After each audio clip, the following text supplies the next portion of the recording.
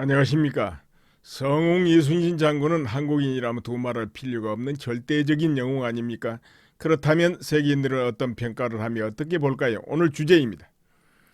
이순신 장군은 연전연승한 대전략뿐만 아니라 매사 공명정대하며 백성을 사랑하는 애민심과 위로 충성을 보이는 신하의 자세가 모든 나라 기감이 되므로 비교 대상이 없는 장군은 그 품격이 흠모 대상이 되는 것입니다.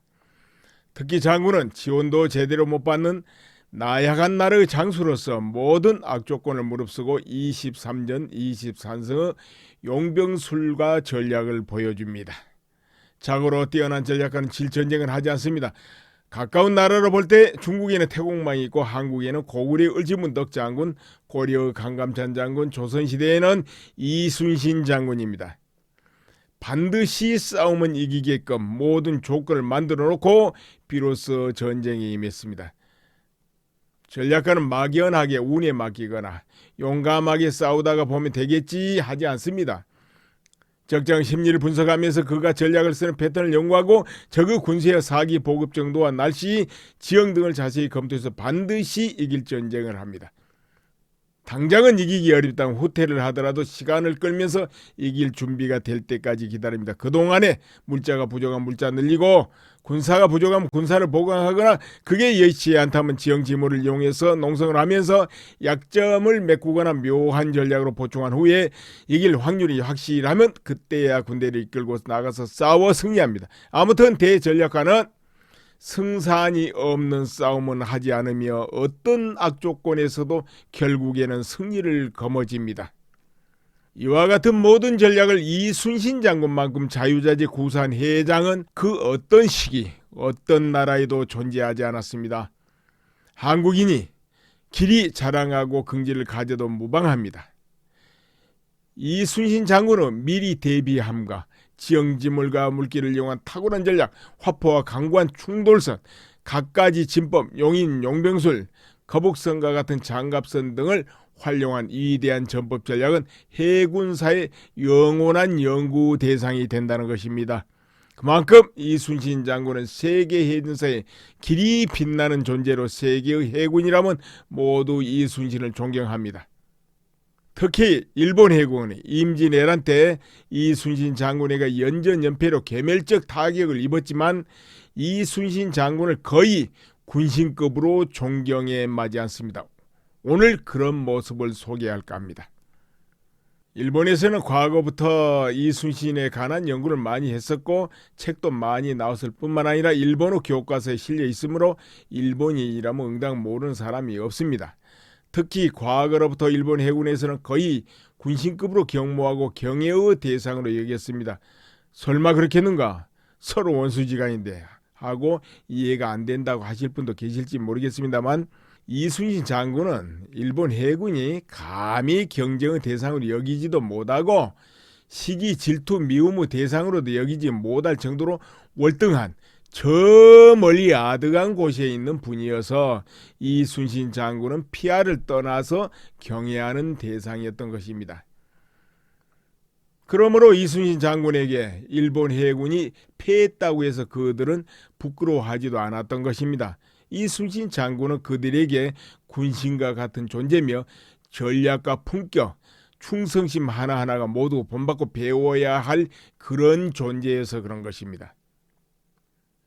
뭐가 비슷해야 원순이 뭐냐 할 것인데 그런 대상이 아닌 신적인 존재였던 것입니다. 또 일본에서는 뛰어난 장군이 죽으면 군신이 된다는 고대의 믿음이 깔렸기도 해서 그렇습니다. 마치 삼국지에 나오는 간원장과 같습니다. 간원장에게 기도 드린 것 같은 이치입니다.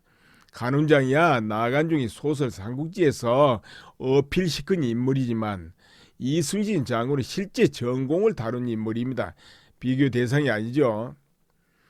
그래서 일본 해군이 일본 강점기의 연중 행사로 해년마다 통영 충영사에 와서 장군의 영전에 제사하고 참배해 드렸다는 기록이 있습니다. 그 시절 일본 해군에서는 장성급 사관과 교관까지 이순신 장군이 경애의 대상이었다고 전합니다. 그리고 러시아 발트 함대의 일전을 앞둔 일본 함대의 소위 가와다 이사오가 이순신 장군에게 승리하게 해달라고 빌었다는 일화는 잘 알려져 있습니다. 죽음의 전장에 나가는 비장한 군인이 이순신 장군의 가호를 바란 것입니다. 사토 데스타로라는 사람은 일본의 유명한 해군 대장 도고 헤이하치로 밑에서 러일 전쟁을 승리로 이끈 최대 공로자였는데, 그런 그가 내가 가장 경모하는 장수는 이순신이다. 영국 넬슨 제독의 명성이 높다지만 인격과 천재성에서 그에 필적할 수는 없다. 동서해전 사상 가장 위대한 해장이 이순신 장군이다 하고 극찬했습니다.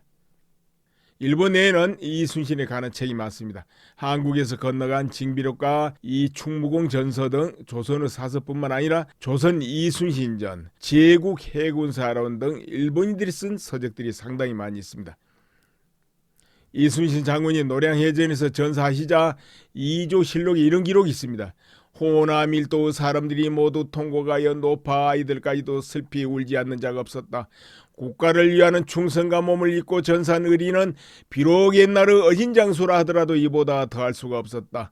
조정에서 사람을 잘못 써서 순신으로 하여금 그 재능을 다 펴지 못하게 한 것이 참으로 애석하다 하고 사관이 기록했습니다. 이순신 장군과 같이 전투를 했던 명나라 장수 진린제독은 이순신 장군을 평하기를 이순신은 천지를 주무르는 경천위지의 재주가 있고 나라를 바로 세우는 보천요기로 공로가 있는 사람이다. 그는 이순신 장군과 대화에서도 공이 만약 중국에 태어나 벼슬 하셨으면 마땅히 천하의 대장군이 되었을 것을 작은 나라의 낯이여 안타깝습니다 하고 말했습니다. 애초에 진리는 명나라 지원군인데다가 상국의 장수로서 거만하고 이순신 장군을 능멸하기도 했으나 가까이 겪으면서 장군의 품격에 반하여 흠모하게 되었으며 장군의 위대한 전략을 깊이 감복하여 진심으로 마음 깊이 존경해 마지 않았습니다. 명랑해전이 끝나고 난 뒤에 이순신 장군의 전사를 알게 된 진리는 의자 아래로 스스로 엎어졌으며 무릎을 꿇고 절을 하고 가슴을 치며 크게 슬퍼하였다고 전합니다. 이때 두 나라 진영에서 장군의 전사를 슬퍼하는 병사들의 곡성이 온 바다에 가득했다고도 전합니다. 진리는 그 후에 명나라 황제에게 이순신 장군의 전사를 알리게 되는데 그 문서 곳곳에 이순신 장군을 흠모하고 슬퍼함이 가득하였습니다. 영국 해군의 조지 알렉산더 빌라드 제독은 그 저서에서 영국인의 자존심으로는 그 누구도 넬슨 제독과 비교하기를 거부하겠지만 오직 유일하게 인정할 인물을 꼽는다면 조선반도 이순신 장군으로 그는 처음부터 끝까지 실수하거나 패함이 절대 없었으며 그야말로 모든 면에서 완벽한 해군 장군으로 흠잡을 데가 전혀 없었다. 이순신은 그 시절에 이미 장갑선을 만든 위대한 명장이다 하고 말했습니다. 미국 해군 역사가인 조지 해가먼은 이순신은 일본의 대륙 침략을 300년 동안 멈추게 한 위대한 해장이었다 하고 썼습니다. 감사합니다. 이만 줄이겠습니다. 모두 행복이 깃들길 바랍니다.